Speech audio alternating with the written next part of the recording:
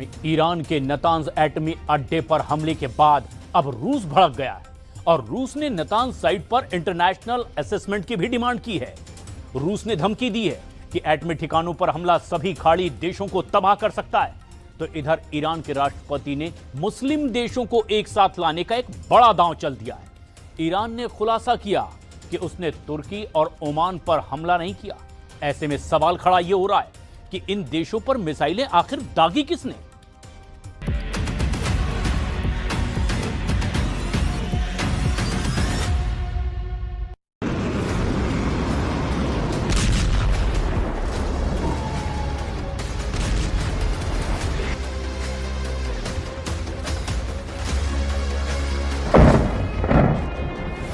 Iran का Natanz एटमी अड्डा फिर अमेरिका इजराइल के टारगेट पर आ गया है। ईरान की तस्नीम न्यूज एजेंसी की रिपोर्ट के मुताबिक परमाणु अड्डे पर बमबारी से भारी नुकसान पहुंचा है। हमले के बाद नतांज साइट की तस्वीर ऐसी है जिसमें बैकअप टरबाइन जनरेटर तबाह हुए देखे जा सकते हैं।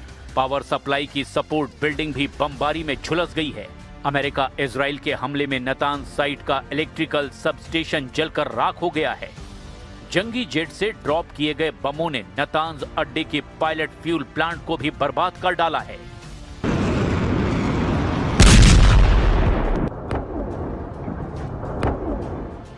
गनीमत सिर्फ इतनी है कि बम धमाकों से न्यूक्लियर साइट पर रेडियो एक्टिव लीक नहीं हुआ, वरना नरसंहार तय था।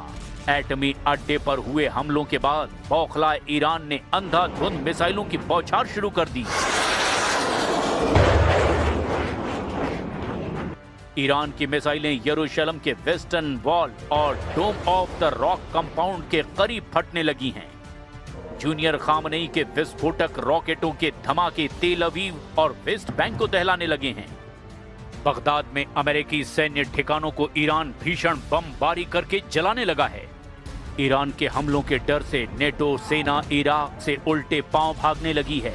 8 साल से इराक में तैनात नेटो फोर्स युद्ध के बीच में ही अमेरिका को छोड़कर भाग खड़ी हुई है।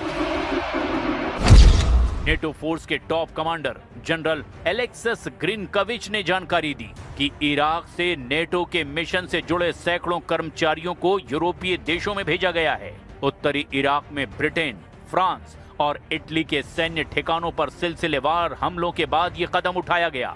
इराक से वापस लौटे नेटो कर्मचारी अब इटली के नेपल्स में नेटो के मुख्यालय में एक्टिव होंगे।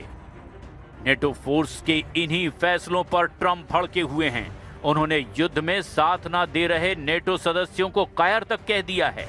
हालांकि इसके बाद भी किसी नेटो देश ने युद्ध का रिस्क लेना सही नहीं समझा, जिसके बाद ट्रंप ने फिर से हॉर्मुज में नेटो से मदद मांगी है। हॉर्मुज में अमेरिका की मुश्किलें बढ़ने के बाद ब्रिटेन ने बड़ा कदम उठाया है। प्रधानमंत्री कीर स्टारमर ने अमेरिकी सेनाओं को ब्रिटेन के सैन्य अड्डों से ईरान पर हमले का लाइसेंस दे दिया है। अमेरिका अब RAF फेयरफोर्ट और हिंद महासागर के डियोगो गार्सिया बेस का इस्तेमाल हॉर्मुज स्ट्रेट में डिफेंस के लिए कर पाएगा। युद्ध का एपिसेंटर अब स्ट्रेट ऑफ हॉर्मुज बन गया है, जहां ईरान सब पर भारी पड़ रहा है। लेकिन ट्रंप हॉर्मुज स्ट्रेट पर कंट्रोल का मिशन शुरू कर चुके हैं। अमेरिका ने अपने सबसे विध्वंसक हथियारों को वॉर जोन में भेजना शुरू कर दिया है। ट्रंप ने बॉक्सर एम्फीबियस रेडी ग्रुप और 11वीं मरीन एक्सपीडिशनरी यूनिट को हॉर्मुज पर कंट्रोल के लिए भेजा है, जिसके साथ USS पोर्टलैंड और USS कॉनस्टॉक ट्रांसपोर्ट डॉगशिप भी भारी भरकम हथियारों को लेकर पहुंचे हैं। इन तीनों जहाजों पर 4000 से ज्यादा मरीन्स और सैनिक तैनात हैं। USS बॉक्सर पश्चिम एशिया पहुंचकर USS त्रिपोली से जुड़ जाएगा। USS त्रिपोली पर पहले से ही 2200 मरीन्स तैनात हैं। अब ईरान के पास कुल अमेरिकी सैनिकों और मरीन्स की तैनाती 8000 के पार पहुंच गई है। ट्रंप को पता है कि हॉर्मुज में ईरान को हराना आसान नहीं। हालांकि वो दावा कर रहे हैं कि इसके लिए उन्हें कई देशों की मदद चाहिए। It's a simple military maneuver. It's relatively safe, but you need a lot of help in the sense of you need ships, you need volume. And NATO could help us, but they so far haven't had the courage to do so. जिस तेल root को block कर Iran ने America की हेकड़ी गुल कर दी है, वहां कब्जे के लिए ट्रंप ने जिन हथियारों पर भरोसा जताया है, उनके नाम भी जान लीजिए। अमेरिका ने हॉर्मुज फ्रंट पर F-35B stealth fighter jet, MV-22 Osprey, ये टिल्ट रोटर एयरक्राफ्ट है, CH-53E भारी helicopter, AH-1Z Viper attack helicopter, UH-1Y Venom utility helicopter, A-10 वॉथोंग विमान और अपाचे हेलीकॉप्टर हथियारों के साथ 5000 पाउंड के बंकर बस्टर बम भी भेजे हैं। अमेरिका ने हथियारों की तैनाती में इजाफा मुस्तफा खामनेई की नई धमकी के बाद किया है, जिसमें मुस्तफा ने युद्ध में ईरान की जल्द जीत का दावा किया। सुप्रीम लीडर बनने के बाद मुस्तफा खामनेई का पहला ऑडियो भाषण ईरान ने रिलीज किया है। अपने भाषण में मुस्तफा ने ट्रंप के तख्ता पलट की साजिश पर करारा हमला किया। جنگ دوم کودتای دیماه بود که آمریکا و نظام صهیونی به تصور اینکه مردم ایران در اثر مشکلات اقتصادی تحمیل شده نظر دشمن را عملی می‌نمایند، با استفاده از مزدوران خود فجایع بیشماری را رقم زدند. ईरान के सुप्रीम लीडर ने यह भी सफाई दी कि तुर्की और ओमान पर ईरान ने कोई हमला नहीं किया। दोनों देशों पर हुए हमलों को मुस्तफा खामनेई ने दुश्मनों की फूट डालने की साजिश कहा है। मुस्तफा ने एक बार फिर से एटम बम बनाने वाले आरोपों को खारिज कर दिया है, लेकिन अमेरिका अभी भी ईरान की लीडरशिप की हिट लिस्ट बना रहा है। अब जिन लीडर को अमेरिका इजराइल ने टारगेट पर लिया है, उसमें मुस्तफा का नाम टॉप पर है। अमेरिका ने ईरान के 6 टॉप लीडर के सिर पर $1 करोड़ का इनाम रख दिया है। इसमें से 2 टॉप लीडर अली लारिजानी और इस्माइल खतीम का खात्मा हो चुका है, जिसके बाद मुस्तफा का नंबर बताया जा रहा है।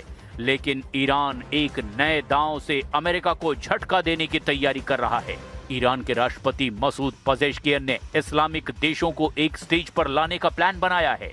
पजेश्कियन ने इस्लामिक असेंबली का आइडिया दिया है, जिसके बनने के बाद सभी मुस्लिम देश युद्ध में एकजुट होकर दुश्मन से मुकाबला करेंगे।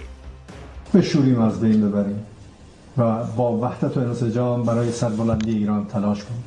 عزیزان همسایه ما که در دور ایران حلقه زدید. इधर ट्रंप आर्मी की कोशिश है जल्द से जल्द जंग को खत्म करने की। अमेरिका इजराइल ने पहले ही फेज के हमलों में ईरान के एयर डिफेंस, उसके कमांड और कंट्रोल को खत्म कर दिया। पहले राउंड में ईरान के मिसाइल और ड्रोन लॉन्च इंफ्रास्ट्रक्चर को कमजोर कर दिया गया। अमेरिका और इजराइल के हमलों का दूसरा फेज अभी चल रहा है। ये ईरान के डिफेंस इंडस्ट्रियल बेस को टारगेट कर रहा है। इसमें missile production facility, dual use research centre और अंडरग्राउंड कॉम्प्लेक्स टारगेट किए जा रहे हैं। ईरान की असल ताकत कही जाने वाली मिसाइलें, परमाणु ढांचा, हवाई सुरक्षा, नौसेना और प्रॉक्सी कमांड नेटवर्क की कमर तोड़ दी गई है। सुपर पावर का कैलकुलेशन बता रहा है कि ईरान का मनोबल टूट रहा है, लेकिन ईरान के जांबाजों का जुनून कायम है। ईरान के सुप्रीम लीडर मुस्तफा खामनेई युद्ध से पीछे हटने को तैयार नहीं। डियोगो गार्सिया पर गरजती ईरान की मिसाइलें बता रही है कि युद्ध का विस्फोटक राउंड तो अब शुरू हुआ है। ट्रंप ने सीज फायर को ठुकराकर ये जता दिया कि वो ईरान से इस्लामी सरकार उखाड़ कर रुकेंगे। इस मौके का फायदा इजराइल लेबनान में हिजबुल्लाह के टोटल सफाई के लिए उठा रहा है। बेरूत में इजराइल के भीषण हमले रुकने का नाम नहीं ले रहे हैं। लेबनान में जगह जगह पर, चाहे बेरूत हो, दहाया हो, सैदोन हो, नबाती हो, बीका वैली हो या बाकी एरियाज, वहां पे लगातार टारगेट किया जा रहा है। मैं दिखाने की कोशिश करूंगा कि उस पार क्या हुआ है, क्योंकि न्यूज़ 18 इंडिया की टीम है उस जगह पर जहां से पूरा लेबनान दिखता है। ये आखिरी लाइन है इसराइल के साइड से लेबनान इसराइल बॉर्डर की। तो आप देखिए कि उस पार के हालात क्या हैं। बेरूत में धमाके, तेल अवीव में धमाके, बहरीन में अमेरिका के अड्डों पर धमाके, यूएई और कुवैत में धमाके। ये बारूदी शोर कब थमेगा कोई नहीं जानता, लेकिन ज्यादा देर हुई तो दुनिया इसकी भारी कीमत चुकाएगी।